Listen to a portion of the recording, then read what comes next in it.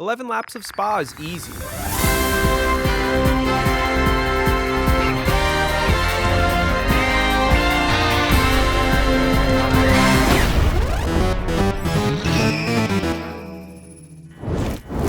This is the car, this is the track, and this is Art.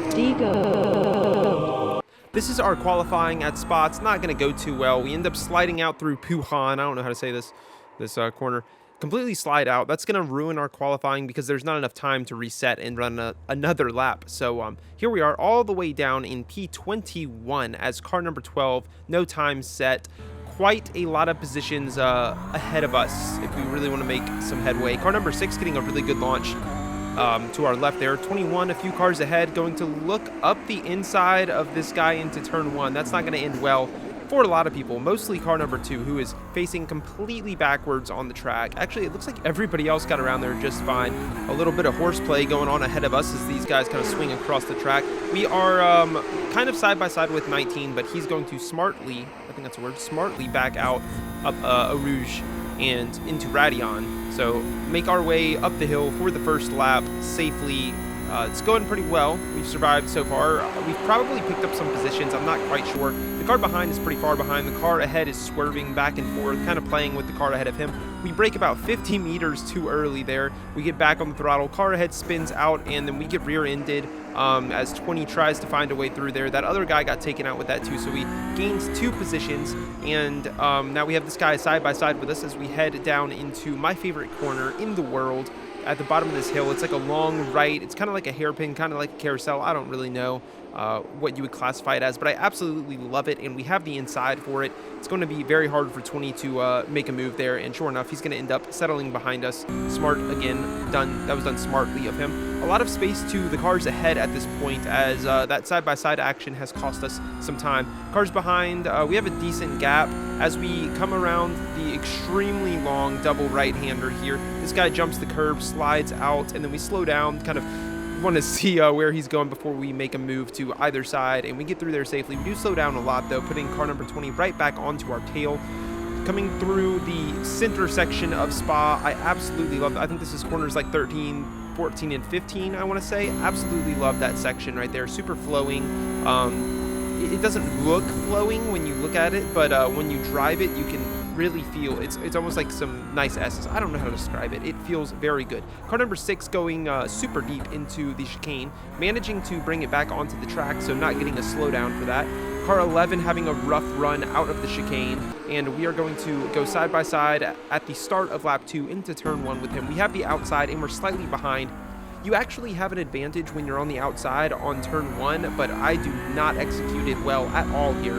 When done correctly, you can take a much faster line around the outside, and it should give you a good chance into Eau Rouge. It kind of turns into a game of chicken, but I believe it can give you the advantage as the outside car there. Either way, we don't really manage to put that on display, but we do get a really good run up Eau Rouge and out of Radion, moving to the outside of car number 11 for the next turn. The speed difference is pretty large, though, and we are going to end up being pretty far ahead of him by the time we get there. We're still side by side, so we're going to allow him space, and he darts ahead of us. We try and dart up the inside, end up making contact and just totally fucking dumping him onto the side of the track. But to be fair to myself, I think he turned in pretty aggressively and pretty early there, knowing that I could have been there, and really I was. This is car number 2, the guy who got spun at the beginning, and he is currently, I think there's 2 cars between me and him, so he's fighting his way up. These guys are switching positions. There he is, and he is kind of going to be the a main character in this one. Back in our cockpit view, and we see in our relative that car number 2 is making really good headway. Up ahead, somebody's going super slow, and as I was saying, car number 2 behind us is really fast. I want to get as far away from him as I possibly can. He's already catching the pink car ahead, and I know that if he's able to catch me, then I'm going to have to fight him for position and possibly lose out on positions I could gain if we weren't fighting, and I could just continue to move forward through these guys. So that's my goal, is basically to run away from this guy. He makes a very clean move up the inside of 19 through the double left-hander that turns into the kind of, I guess it's a parabolica, into the chicane, which is the final corner of the track. I take a look up the inside of car number 24. He ends up locking up his brakes. We take a super wide entry for a really good exit, and we get it. He is kind of pushed to the inside. And like I said, you should have an advantage if you execute it correctly this first corner.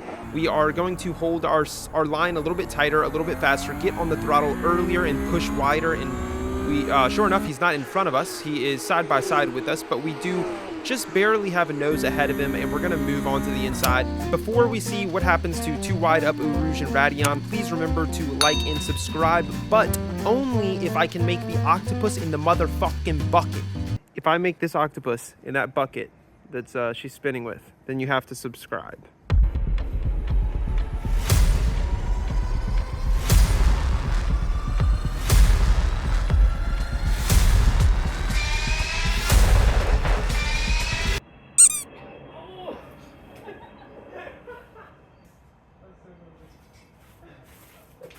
All right, wait. Mission failed successfully on that one. Okay, so these guys are going too wide into Eau Rouge. Let's see what happens. Yep. Exactly what I felt like was going to happen. Somebody goes flying off to the side. This guy cuts the corner. He's going extremely slow, so we are going to end up picking up 2 positions for free there, as he's going to have to slow down anyway. I think he's going to have to slow down. He might have only gotten an off track from that. Behind us, car number 15 looking up the inside, almost made it 3 wide there for a second, but it looks like it's just going to be 24 and car number 17. 24 decides to settle behind, and then car number 2 is entering the fray. So this is that guy we were talking about earlier. His name is Albert. I'll refer to him as Albert. I'm trying to pull away from these guys. I know that there are now 3 people between myself and Albert. Albert then follows up the inside of car number 15, who dives the inside of car number 24, and he's going to pick up that position, so make that 2 people between myself and Albert. And I'm watching this in my relative, and I'm just like, geez, this guy is making some quick work. These guys, he's right on this guy's tail now. Moving to the inside to the double left-hander, sweeping left-hander, Puhan, I don't know. He almost makes it work, ends up having to settle back behind car number 15 as 15 kind of swoops around and has a better exit speed, just barely. The gap to me is growing at this point, which is perfect. I'm watching my relative a few cars ahead. Car number 4, I think this is P8. He is going to end up making contact with this guy into the braking zone. Car number 7 into the grass. He has 0 grip, sliding, tires are locked, flying through the air into the wall. This is the view from the guy who he just flew right in front of. It's fucking crazy. Here's his cock. This is literally what he saw right there. That's fucking terrifying. Car number 7, not much better stuff is going to happen for him as he completely cuts the chicane, has a massive slowdown. At least he's on the track, though. We come through just a second later, and then behind us, car number 2 is making a move around the outside of car number 15, which turns into the inside for the exit of the chicane, and 15 has a similar moment to what that guy did earlier to us at the end of the straight, where he just kind of turns in when somebody's nose is about to be there. He then rejoins terribly, and just all sorts of stupid shit is happening back here. We have a decent gap at the start of lap 4 to number 2 behind. Watch the bottom of your screen. Did you notice it? This guy, I don't know if his throttle got stuck or if his brakes weren't working, but he goes flying straight up the inside into the wall. I don't know if he was trying to hit somebody there or what was going on, but he is out of the race for sure. Has to be with that type of damage. We are on the straight, and the cars ahead are, I'd say, I don't know, a second, maybe 1.3 seconds up the road. Just a few turns later, and we're starting to catch up to this silver car. Car number 7 ahead of him. That's the guy who just got into that accident with the car that cut the grass and jumped right in front of that guy. He is starting to pull away, and I know that he probably will. His name is Daniel. He's a very fast, very, very fast driver, consistent as well. So I'm not really expecting to catch him, but I'm hoping that he can catch the guys ahead of him and slow them down for me. Also, just a position update. I don't think I've said it at all this video. We are in P11 at the moment. I'm going to get an overlay for you guys so it's easier for you to see the positions in the future. Also, please forgive my voice. It might be a little bit nasally. I think something's coming on to me. It's getting into me right now. So this may be the last of the decent voice of mine for about a week. Hopefully not, but I apologize. Behind us, 17 is heavily under pressure from car number 2. He's going to move to the outside. 2 is following him over there, using as much space as is possibly available to him. And 17 is going to back out there. I don't think he really wanted that fight, and I don't blame him. Lap number 5, we are in a decent spot here relative to the car ahead. probably about 4 to 5 tenths behind him, which is just about where you want to be when you're coming up Eau Rouge and Raidillon, especially if you can get a better exit. And it seems like I did. I was flat out. I think he may have lifted just ever so slightly. We're going to move to the inside before he has any opportunity to do that from pretty far back here, and we're just going to brake as late as we can and try and ride into the corner pretty quickly. We end up making it happen flawlessly, and he kind of backs out and allows us plenty of room there, so no time lost there, really. The car behind him, number 2, is still behind by a decent margin, maybe upwards of 7 tenths, 3/4 of a second. We are looking ahead and seeing that car number 7 is now about to reach this the blue, white, and red car, who's actually the car that dove up the inside of car number 2 on turn 1 of the race. This is the next lap, and there he is. He's right on his tail now. He's going to move to the inside, and I'm just watching this from a distance. Here's my view of a few pixels going to battle with each other, and you'll notice just how much time I'm able to make up as the red, white, and blue car had to take a outside line there, and he didn't want to go too wide, so he allowed basically the entire track for the other car, and we are able to close that gap by probably 3 tenths. So we're pulling up to him pretty quickly. We are now going to be just about in the slipstream of the car ahead, which is nice. Car number 2 is catching the car behind as well. That's something to keep tabs on, something we were keeping tabs on in the race. Really need a good run through here. I'm trying to break the toe of the car behind, and at the same time the car ahead is going wide, which is fantastic. That's going to put me more in his toe, which will help me break the toe of the car behind. And if I could do that and then have the silver car fight with car number 2, that would be optimal. That would be about as good as I could ask for at the moment. The red, white, and blue car, it seems like he's struggling a little bit, and I'm not sure if it was the fact that I saw him going like slightly wide, getting a bit of oversteer, if it was that, or if it was just the feel of my tires, but I began to drive way over conservatively coming into the chicane, and we broke, I'd say, 50 meters earlier than we normally do there.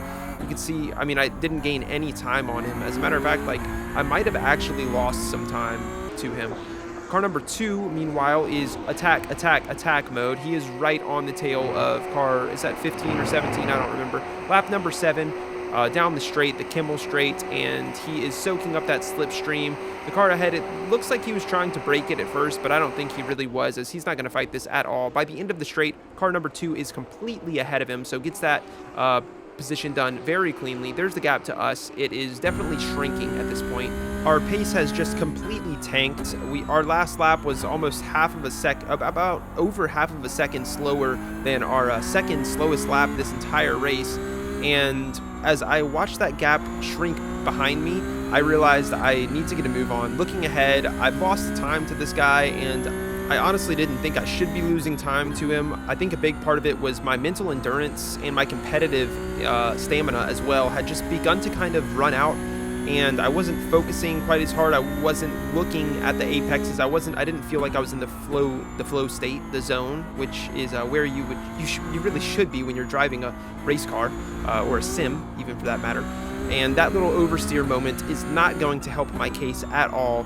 But I realized that I had to get back onto it. So the gap is still large enough so that I feel extremely safe. I'm not really giving the guy behind any slipstream, but I did need to get a move on. This is the next lap, and I had begun to kind of make adjustments to my tires, how I was driving relative to the grip of my tires, and trying to make calculations that would help me get past this guy.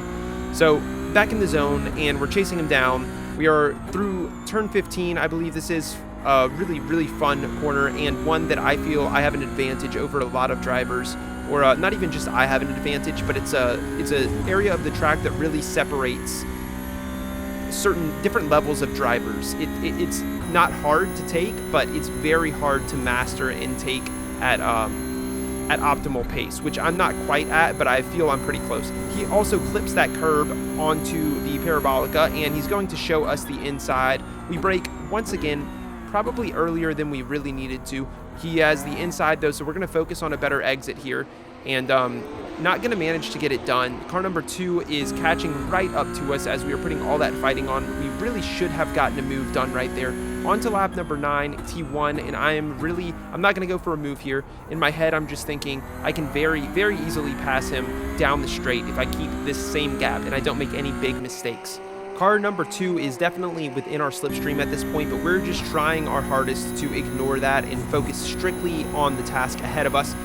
Out of Radeon, and we have a really, really good exit. We're probably a tenth and a half away from him, so we're going to move to the outside as he is defending the inside.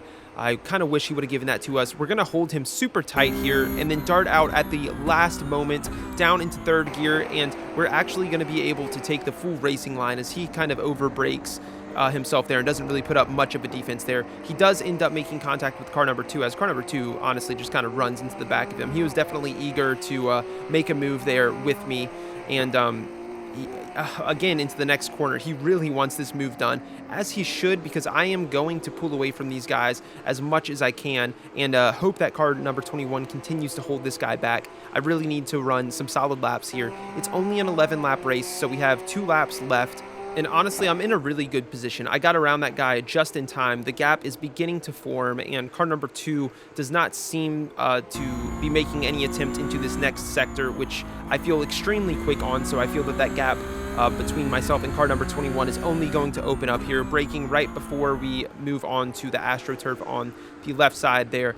And 21 is, number 2 is hot on his tail, so he does have the slipstream from this guy, and it looks like he may get a slingshot around here. 21 is not going to defend it. Nope, he's going to move to the outside. So car number 2 has the inside. It's still going to slow him down, well, it should have slowed him down, but car number 21 did well there to back out and allow 2 to take the racing line.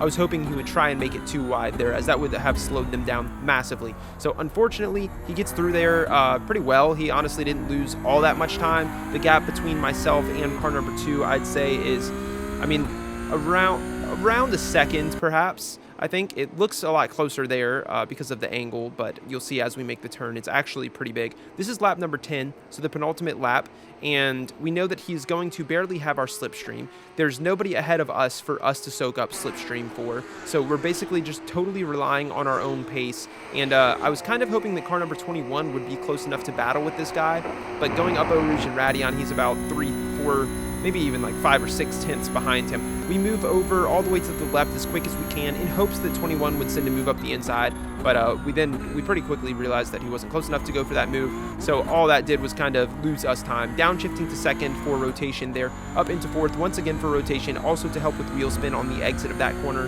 It allows you to put your foot to the floor a lot earlier than you would in third gear and not have to deal with any of the spinning of your rear tires.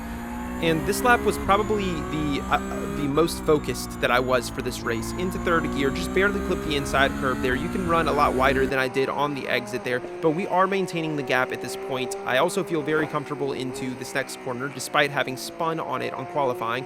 I don't know how I managed to do that. Coming through turns 13, 14, and 15, and we're going to have a bit of oversteer on the exit there, which is going to hurt us and is going to get into our heads a little bit. It kind of threw us out of the zone slightly. We're trying to stay back in it as much as we can. We lift for that corner as well. I know some people don't lift there, and it is faster, but it's a very, very hard line. It is a very, very hard line to take going flat out. Same thing here. You should be flat out, and in this case, we are flat out there very easily, as we are pretty locked in by the time we come around to finish this lap out. And this is the chicane of the penultimate chicane. So heading on to the final lap, and we put in a pretty solid lap there. The lap itself, the time wasn't fantastic, but the gap to car number 2 is unchanged from the last lap. So pretty happy with the result relative to him. Our lap time was a 21.1, which isn't fantastic, but also Spa absolutely cooks your tires. So if you're pushing, or if you're in dirty air, as both of us were, for the majority of this race, your tires are going to be cooked.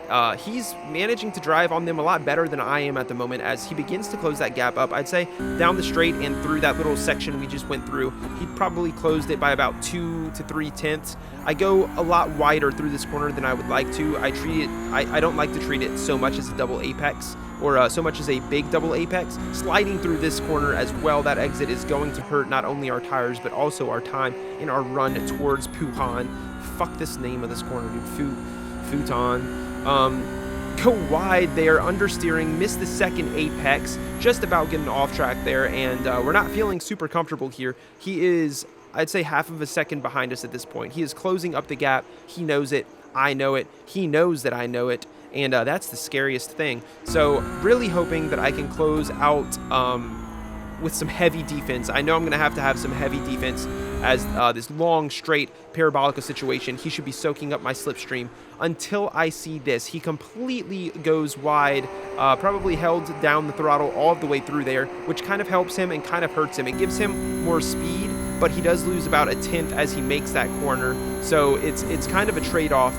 Fortunately, that tenth that he lost is going to affect his slipstream. So he was far enough back that I didn't really have to worry about him into the chicane, and I take a very, very slow chicane. I'm not going to lie. I kind of backed him up there. I just wanted to make sure nothing was going to happen, that I didn't fuck it up, he didn't fuck it up, and we crossed the line in P9. Now, we would actually end up getting promoted from there to P7 because there were two people who had just like, I think they had like 25 incidents or 23 incidents each, some of the leaders. Here are the results. Check it out. That was a strength of field of -1. Just kidding. That was a strength of field of 4K. I'm not sure why it says that. So we got promoted up into P7, gaining a bit of safety and a lot of I rating, so up to 4117 Master Chief in this bitch. If you enjoyed this video, please check out my channel, check out some of my other videos. I'm sure you will find them enjoyable as well, and thank you so much.